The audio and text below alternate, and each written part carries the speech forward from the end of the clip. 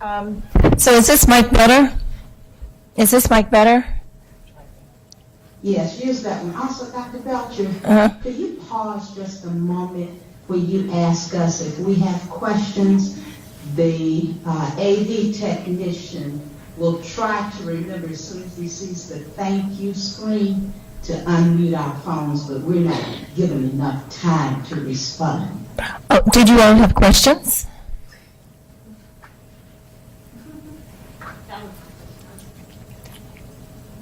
I don't think anyone had questions today. I think it just had happened the past couple of presentations.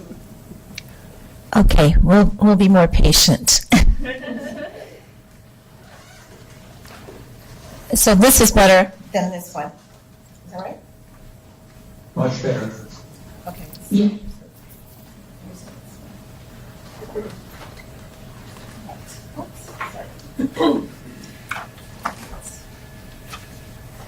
So our next speaker is Annalisa Lopez, and she is a medical student at University of Texas, Rio Grande Valley School of Medicine, and she will be talking to us today risk reduction counseling and PrEP referrals among young women with HIV risk. Okay, good morning, everyone. My name's Annalisa Lopez. I'm a second-year medical student at the University of Texas Rio Grande Valley School of Medicine. And today I'll be speaking about sexual risk reduction counseling, HIV testing and screening, and PrEP usage in young women at risk for HIV acquisition. And this project was done in collaboration with Dr. Harolyn Belcher, Dr. Allison Agu, and Dr. Maria Trent. Okay, it's not going. Okay, so I actually do have something to disclose. This study is a sub-study of the Women's Biohealth Study, which was funded by Hologic Incorporated. In 2016, women made up approximately 20% of all new HIV infections. In Baltimore, this rate was slightly higher with 28%. And of these women who are being infected with HIV, about 75% of this is through heterosexual contact. And in Baltimore, this is 1% higher, with 76% occurring through heterosexual contact. So what is PrEP? By now, you're probably already educated about it, but it stands for pre-exposure prophylaxis. It's an oral pill that's taken daily, and if it is taken in this type of way, it can result in over 90% reduction in HIV acquisition. It is a combination of tenofovir and emtricitabine, and its brand name is Truvada. So PrEP was approved for adult use in 2012. However, recent surveys indicate that less than 20% of providers prescribe PrEP to women who are at risk of contracting HIV. And when they surveyed the women who are at risk of contracting HIV, 64% of women said that they were actually willing to take it. So you see that there's a discrepancy between what patients want and what providers are willing to give. So we wanted to investigate this because we definitely want to reduce HIV acquisition among women, and we also want to reduce perinatal transmission of HIV. So the current CDC guidelines for PrEP usage in women is that they must have had heterosexual sex in the past 6 months, and they must also be HIV seronegative. They also must have one of the following, so STI as well in the past 6 months, or having a serodiscordant relationship, or having inconsistent condom use with a partner of unknown HIV status. So the aims of the study were to investigate, is sexual risk reduction counseling being provided, and in this case it's defined as like condom negotiation education, condom use in general, and we're also trying to determine, are providers even counseling for HIV and testing, and are they counseling or providing PrEP for these women? So again, this was a sub-study of the Women's Biohealth Study, which was consisted of 688 participants. For the purposes of this study, 529 were excluded for being STI negative, and 14 were excluded for being either HIV status unknown or HIV seropositive. Now, a questionnaire was actually provided to them under the Women's Biohealth Study, which just asked about their sexual risk data.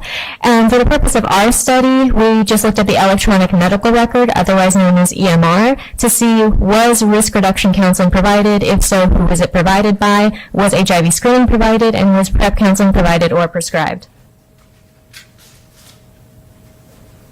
So most of the women in our study were African American.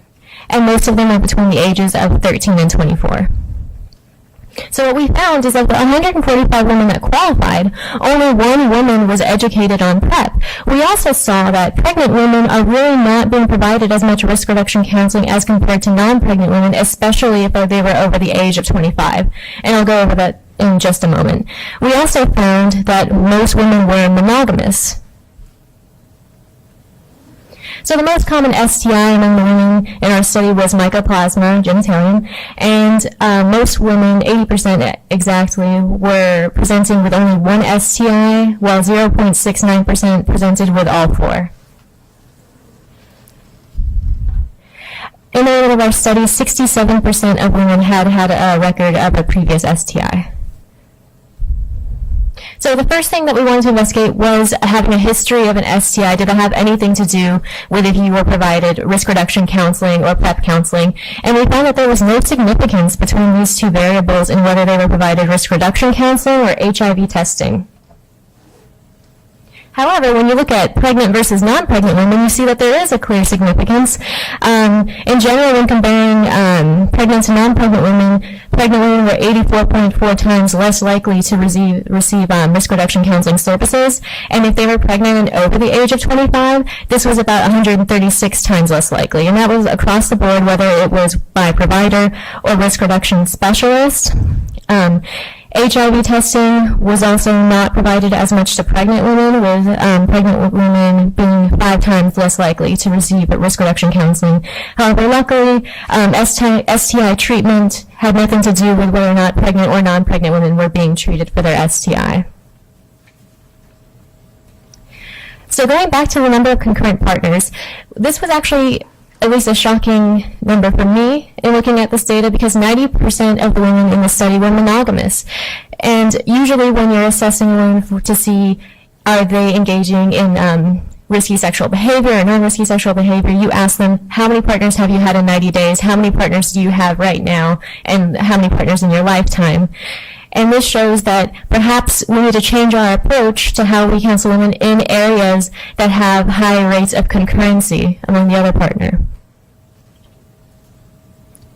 So our conclusion was that pregnant women are not being provided sexual risk reduction counseling, especially if they're over 25. The HIV testing guidelines don't appear to be adhered to, and physicians are not adhering to the PrEP indication guidelines. And we also should reevaluate that monogamy may not be protective against STI acquisition in certain populations.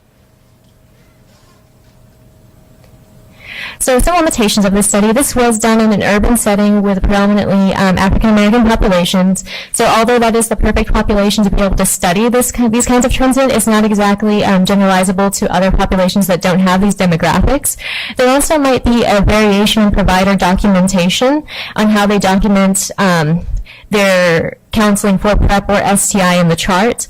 30% of our patients also did not attend the recommended follow-up visit, which is a missed opportunity in which the provider could have educated on PrEP or sexual risk reduction counseling.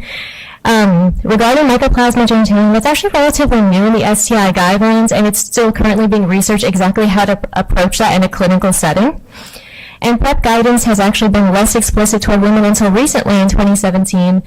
And PrEP guidance has also just recently, earlier in this year, been more explicit toward adolescents, which could have also have affected our findings.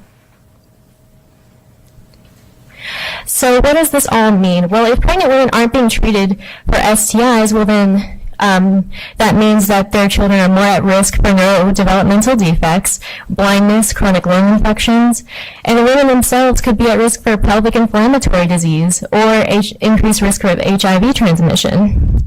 It also shows that we need to combat low condom use. In our study, only 10 of the 145 women had consistent condom use, so maybe moving forward, we need to be able to educate on that.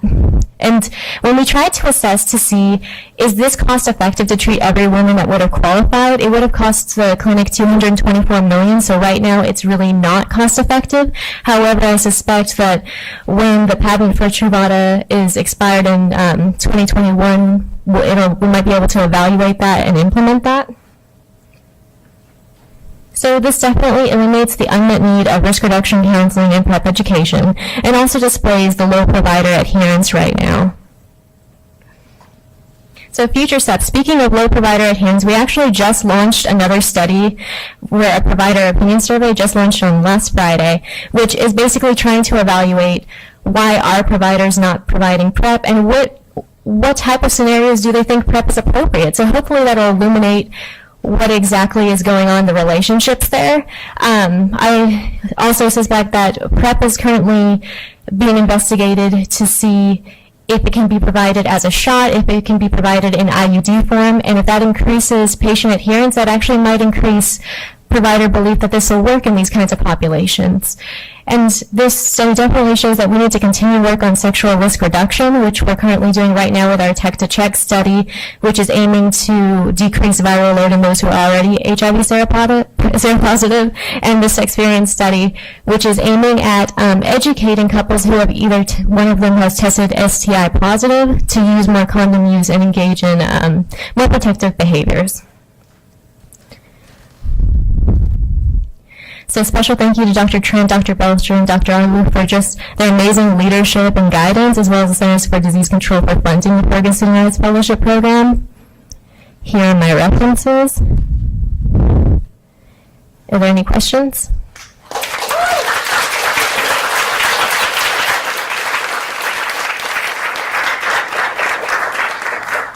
I'm going to try to make this work. Okay. Any questions on the CDC side?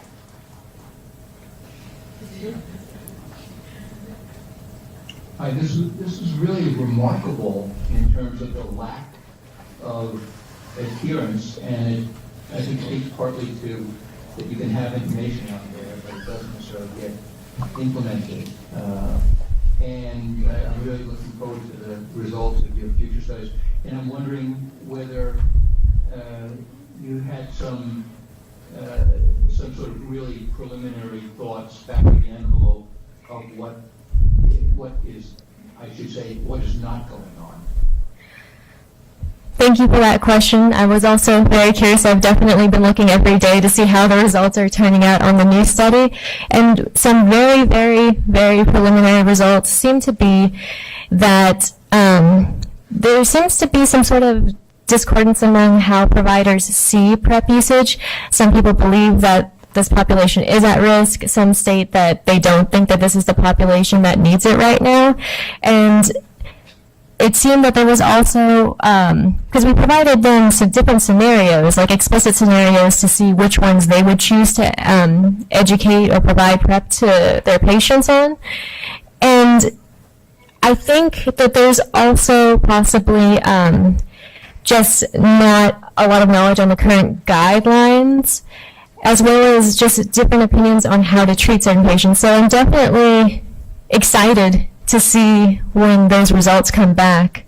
And I might admit that Annalisa took the initiative to put through an IRB study, develop the survey, and we were able to get that done and approved with Dr. Trent's assistance during the course of the summer. So again, these questions that Christina brought up, those gaps, each one of these other fellows are trying to tease that apart and get more information about it. So where you saw that. So I think this is just speaks volumes of our future public health leaders and the questions they're going to ask. Any other questions? I have a question here at CDC about the electronic health records. How complete were those records when you were looking through them, and was there explicit options for physicians to click that they had this type of education, or did it have to be documented just through their notes, freestyle? So I looked at both. I went through every single patient's record. I looked at every addendum, every note, every comment I could find, just to see if there was like a hint of something that was going on that I could try and see. So in the coding, if I couldn't find what was going on, but it wasn't like a definitive yes or no as to if they were canceled, I did have to code that as unknown, so that was accounted for in this data.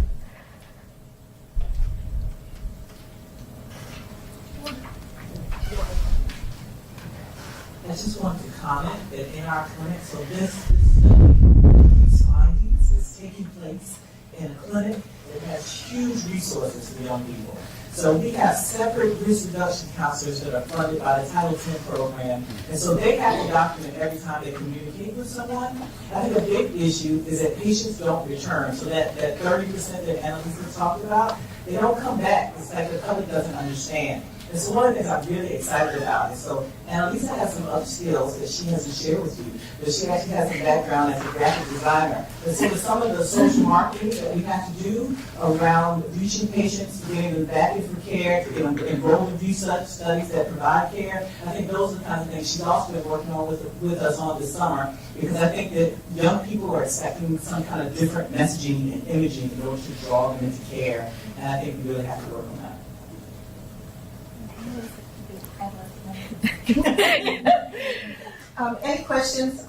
Any more questions on the CDC side?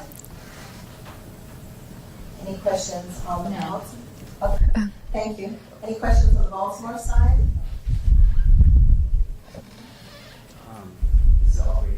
You mentioned in 2021 when the patent ends, what sort of negotiations do you decide or with? Okay, I get what you're saying. So, with the I actually have a slide for that. Look, I got a secret slide for that. so we looked at the cost effectiveness. So, it's really interesting, Truvada, because it's a combination medication. So the patent for tenofovir actually already expired, but because it's a combination, we're still waiting for the emtricitabine.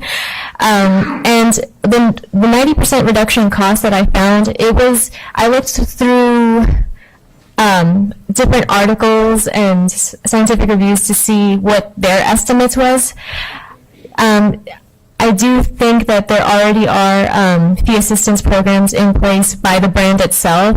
So I'm sure, or not that I'm sure, but I'm curious to see if they would adjust those fee assistance programs, because then they'll have to be more competitive with the other brands that are going to come out with similar medications, like with generic brands.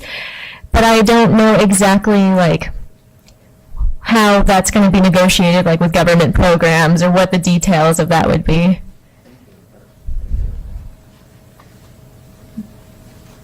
Any other questions? Thank you. Thank you.